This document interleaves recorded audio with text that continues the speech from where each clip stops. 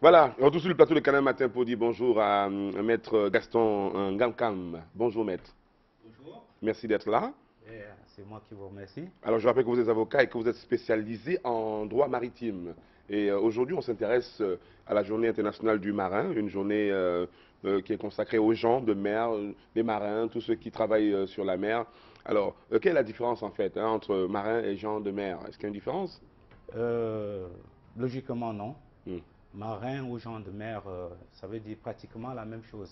d'accord. Aussi bien les tests créent délibérément une confusion sur la question pour bien marquer qu'il s'agit exactement de la même chose. Mhm. Alors pourquoi justement une journée internationale du marin ou des gens de mer? Est-ce que c'est tellement important parce qu'il y a d'autres branches où on aurait pu auxquelles on aurait pu consacrer les journées? Pourquoi particulièrement une journée internationale pour le marin? Ben, écoutez, monsieur le journaliste, le marin, c'est un travailleur d'un type particulier. La pénibilité des conditions de son travail fait en sorte que ce travailleur de ce genre particulier devrait bénéficier d'une protection spéciale. Or, jusqu'à présent, on s'est très peu intéressé aux marins et les tests applicables qui régissent, qui assurent la protection de ces marins, jusqu'à présent, étaient des tests épars, donc d'une application difficile. Il a fallu donc que la communauté internationale s'intéresse un peu plus aux marins et assure des conditions de vie plus décentes à ces travailleurs de ce type particulier. Qui peut se dire marin, maître? Mais, très simplement, toute personne qui travaille à bord d'un bateau, Oui. le capitaine est un marin au Mhm. sens large du terme, Oui. et tous ceux qui gravitent autour de lui et qui travaillent. Est-ce celui qui dirige le gouvernail, qui tient le gouvernail d'une pinasse ou je sais pas moi d'un petit truc sur la mer, on peut le considérer comme un marin? Ou bien il peut se considérer comme tel? Au sens large du terme, oui. D'accord. Alors, justement, le marin peut-il être considéré comme un travailleur puisqu'il s'agit de lui et que c'est un travail particulier? Est-ce qu'il peut être considéré comme un travailleur qui est légalement protégé, justement? Puisque vous êtes avocat et vous êtes expert donc, du droit maritime. Est-ce Oui, que... comme je Oui. le disais tantôt, jusqu'à une date récente, la protection du marin était assurée par des tests épars, des tests disséminés, pas toujours faciles à trouver. Et consciente de cette situation, la communauté internationale a adopté, début 2006, Mhm. une convention du travail maritime, en abrégé MLC, Oui.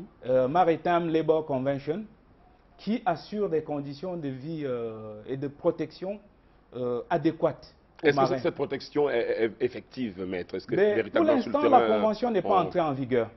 Hmm. Mais sur le plan communautaire, c'est-à-dire Cela donc ne sert pas véritablement aux marins si cela ne... pour l'instant, Oui. parce qu'il faut la ratification de 30 États Mhm. pour que cette représentant 33% du tonnage mondial, pour que cette convention puisse effectivement entrer en vigueur. Il faudrait attendre longtemps Au jour peut-être, hein, d'aujourd'hui, maître. la convention est encore soumise à la ratification des États, Mhm. mais pour l'instant, nous avons des prévisions très intéressantes, très protectrices des intérêts du marin dans Mhm. notre code communautaire de la marine marchande. Et récemment, j'ai eu le privilège d'assurer, enfin, de proposer un projet de réforme Oui. de notre législation maritime communautaire. Parlez-nous un petit peu en quelques mots de ce projet. Alors, c'est un projet, puisque nous parlons du marin, Oui. c'est un projet qui reprend les dispositions pertinentes de la Convention de 2006. Alors, dans ce projet, vous avez 87 articles qui sont consacrés à la protection du marin. Ça veut dire qu'on a accordé une attention particulière à ce travail. Reste maintenant peut-être à matérialiser les choses sur le terrain, que les choses se fassent véritablement. Ben, c'est un code qui devrait être adopté avant la fin de l'année. Hmm. Donc, j'en suis le principal artisan, pour ne pas dire l'unique artisan. Et le 16 février dernier à Brazzaville, le Conseil des ministres a recommandé l'adoption de cette réforme lors de leur prochaine réunion, Mhm. qui, nous l'espérons bien, se tiendra avant la fin de l'année. Est-ce que dans l'exercice de vos fonctions, il vous arrive de faire, d'être en face de situations, par exemple, d'un bateau ayant chaviré, de quelque chose en haute Oui, mer, je sais pas. des problèmes Oui, d'abordage, de par exemple. collision de navires. Voilà. Oui, je citerai un cas qui a défrayé la chronique il n'y a pas longtemps.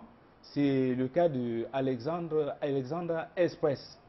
C'est un navire, un caboteur battant pavillon camerounais qui a été abordé. Le thème, il faut peut-être nous éclairer les uns les autres sur l'appellation. Vous avez dit un bateau? Un caboteur. Un caboteur, qu'est-ce que c'est un caboteur? Alors, c'est un bateau qui fait du cabotage, tout simplement. C'est-à-dire un transport sous-régional ou à l'intérieur d'un même pays. Et dans le cas d'espèce, c'était un bateau qui assurait le trafic, je crois, Cameroun-Guinée équatoriale. Et qui transportait forte quantité de marchandises à destination de la Guinée et qui, chemin faisant, avait été abordé par un autre navire appelé le Jupiter Ice. Et d'ailleurs, les tribunaux ont été saisis en réparation du préjudice causé à l'armateur du navire Alexandra Express, dont je suis par ailleurs le conseil. Ah ben voilà, c'est très très bien. Alors, dernière chose peut-être à l'endroit de nos amis, maître, vous qui allez partir tout de suite, vous partez au boulot, vous allez où tout de suite après? Ben, écoutez, je vais à mon cabinet. Ah, bien sûr. Alors, une dernière chose peut-être à l'endroit de toutes les personnes qui nous regardent, pas seulement les marins qui, bon, les marins d'accord qui s'interrogent un petit peu sur leur sort, sur la qualité de la protection qui leur est offerte ou apportée. Alors, peut-être une dernière à l'endroit de toutes ces personnes qui nous regardent aujourd'hui, maître. Oui. Ben, écoutez, je vais commencer par leur souhaiter bonne fête et de dire que nous sommes parfaitement conscients de la pénibilité des conditions dans lesquelles ils assurent leur boulot, qui n'est pas exactement la même pénibilité qu'on retrouve chez le travailleur terrien, et que, bon, qu'ils prennent leur mal en patience.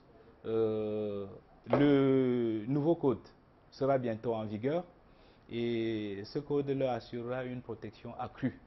Et maintenant, à l'endroit de l'État camerounais et des États de la CEMAC, je recommande l'adoption la ratification dans un très proche avenir de la convention MLC.